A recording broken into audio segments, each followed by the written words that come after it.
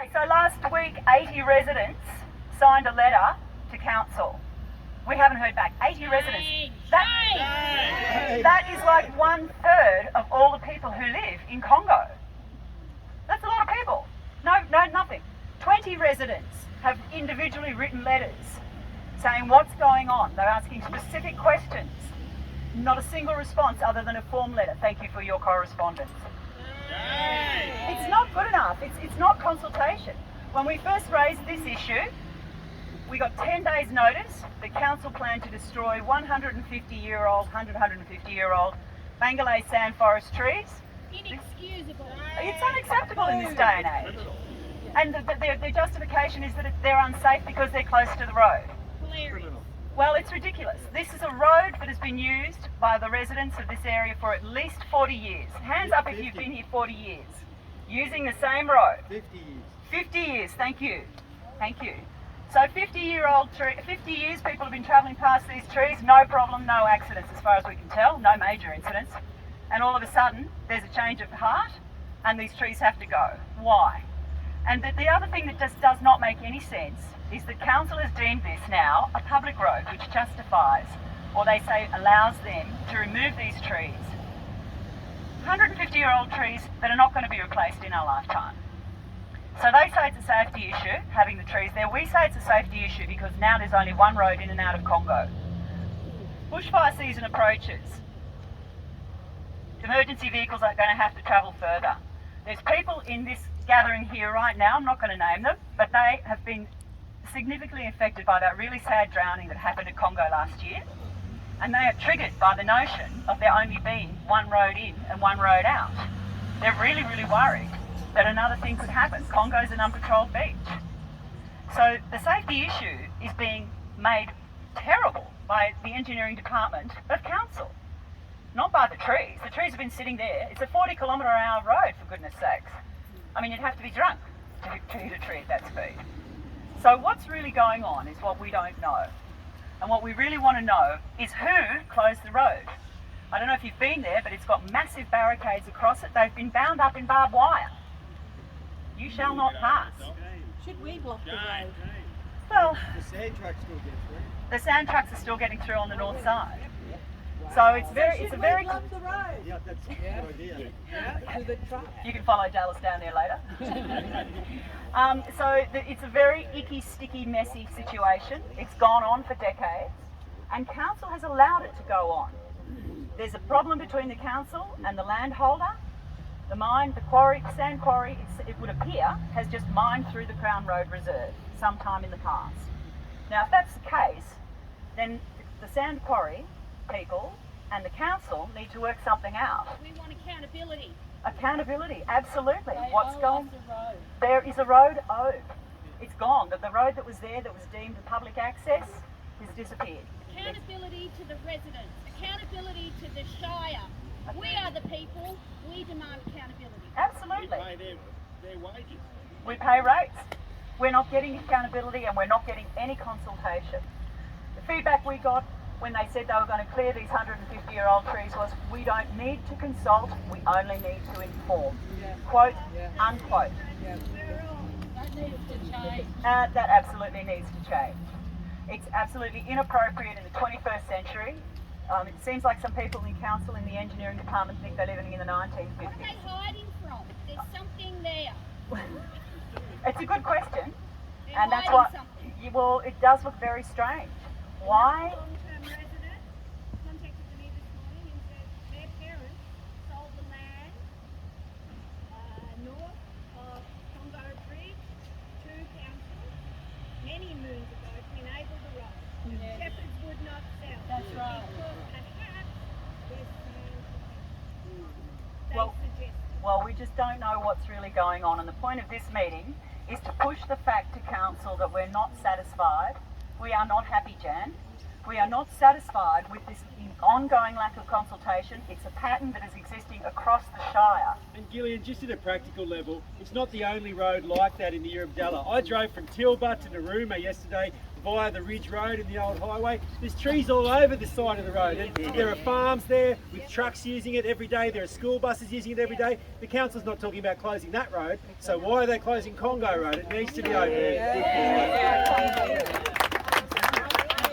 Had an email this morning from one of the pump out services saying that my pump out service, which I have done on a regular basis at my place, is going to go up while the road is closed. So that won't be the only.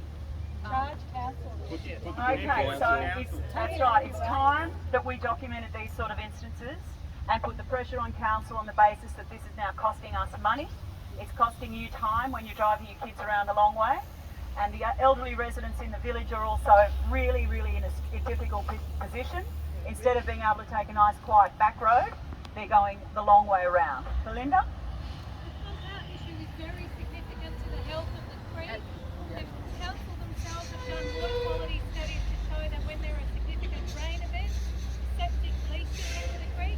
If we all have full pump out of septic tanks over Christmas holidays, what will happen to our creek? Another good question. And we're faced with El Nino this summer. We know it's going to be a wet summer. More rain, more runoff into the creek. What will happen at the Kingi Congo Regalia turn-on? That's so dangerous. Every day. It's so dangerous. Every day there's dangerous driving turning into the Princess Highway. Every day. And with the increased traffic coming, Want to pay the hospital fees? there will be a major accident. They'll have blood on their hands. Marjorie? The road has become really dangerous. Yep. We've been driving it for, 40-something years. There's now morning and afternoon a flood of additional traffic from Congo. People have to negotiate that merge with double barrel trucks hurtling down from the south. And people get frightened and some people stop in the middle. And that's incredibly dangerous. And people who would normally have time to look right and left are now threatened by a pile-up of units coming in from Congo behind them. It's dangerous for everybody. And some of our residents are Quite in their apart 90s. from all the conservation issues, is a health and safety issue that council has now generated. This is absolutely a safety issue. Christmas, we're going to have peak terrorist visitation soon. Belinda? I have documented all of these risks in a risk assessment matrix and shown that there is a catastrophic risk to life. They know about it, it's documented. If things go wrong, I think that, we need to take further action because they know it is on Catherine Dale's desk that there is a potentially catastrophic risk to health and safety. And all over 3 trees that have been existing there quite happily, quite comfortably. They're prime habitat for the endangered greater glider. They are storing mobs of carbon. Every year those trees exist, they draw down more carbon. So cutting down a tree is bad. And we don't need these speeds. Any councillors here or candidates who have selected councillors? Well, I don't think we have any declared official councillors yet, do we? David, Maureen and Alison Worthington are here.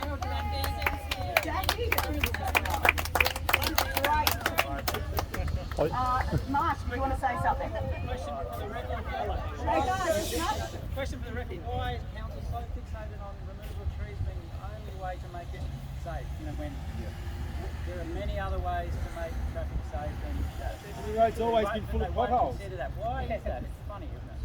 It's very... because they want the trees out of the way, so eventually you mind it and the trees are out of the way. Well, that may be the case. Deal behind closed doors to me, that's what it sounds like. It sounds very unusual. Sorry, Sean? We've been in discussion with the Ombudsman and we've been informed that we do have a case. We've got a case file going. If you'd like to add your names to it, there'll be some emails going around over the next week or so just to hold the council accountable to make sure that they're following due process, because clearly they're not. Due process and open consultation, proper consultation is what we need. If you have not added your email to our email list, Mark has got pen and paper there. Please add your name if you're not already on our list and we'll keep you updated. And this is the letter that we wrote to council that hasn't been replied to. So if we're going to present it by hand again. So if your name's not on there yet, can you please put your name on here? Yeah. So in case you didn't hear that, we got 80 signatures. If you'd like to add your signature to those 80, please come up and sign Mark's document. Belinda. I've also been in contact with Melinda Pavey's office. Melinda Pavey is the Minister responsible for Crown lands, and I would encourage anybody who's interested in this issue to contact her ministerial office and express your concern. I believe that a ministerial will be triggered by Crown Lands Department to look into how it was that Shepherd managed to mine Crown land without providing some alternative access to the community. Please contact Melinda Pavey's ministerial office. So better still, make sure you're on our email list, and then we will tell you exactly what those contact details are and the bullet points to point out. We need external pressure from above because the people within the engineering department of council do not listen to us. The trees were not cut down, not, I'm sad to say, because we objected, but because the EPA stepped in. So again, this is a pattern of lack of consultation across the Shire. Potato Point Road, they wanted a lower speed limit. Bingy Road, decades ago, Phil and Marjorie will be able to tell you about the speed limits and the issues they had, big stands of trees being taken out. I personally, with a number of you, worked very hard with council engineers to get a good result when they did the final upgrade on Congo Road South. Everything was done and dusted. We walked down that road several times to say, can we save this tree, can we save that tree? The engineers bent over backwards, those particular engineers, after the job was done, signed off, completed, finished, safe. Our Director of Infrastructure took it upon himself to take a drive.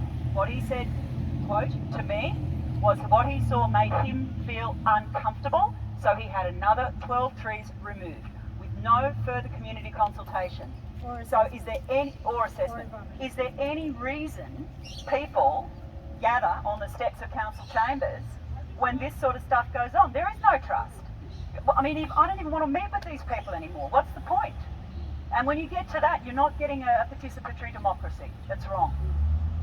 There's a lot of people here who've got their own businesses. They're going around the long way to get their kids to school. It's completely unacceptable. And let's call a spade a spade. The council's playing a really dangerous game of brinkmanship here, whereby they have closed a road that was deemed safe until 6:59. On the Monday morning they decided to close it, and school buses were driving past us, as they said, with half a dozen police officers present to stop this dangerous rabble. That the road was no longer safely passable for school buses and for the traffic that needs to use it. And everyone that actually uses it is saying it's fine. And the people that don't drive on it are saying it's not.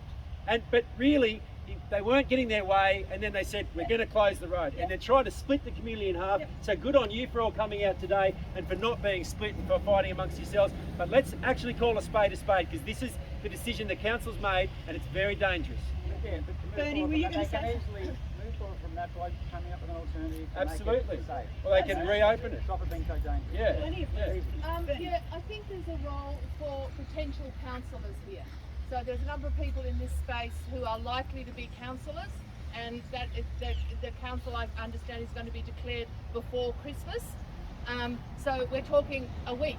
Now, you people who are here, who are potential councillors, have a role to play here in terms of going directly to the bureaucrats who work for council to say, I'm engaged in this, I'm likely to be on council, I want an answer. You have another standing now, and based on the current voting pattern, we've got a fair idea who's going to be there. So I'm just suggesting that those people can play a slightly different role that may have some impact that clearly we as community are not having. Thank you, Roberta. You're a power. You're welcome.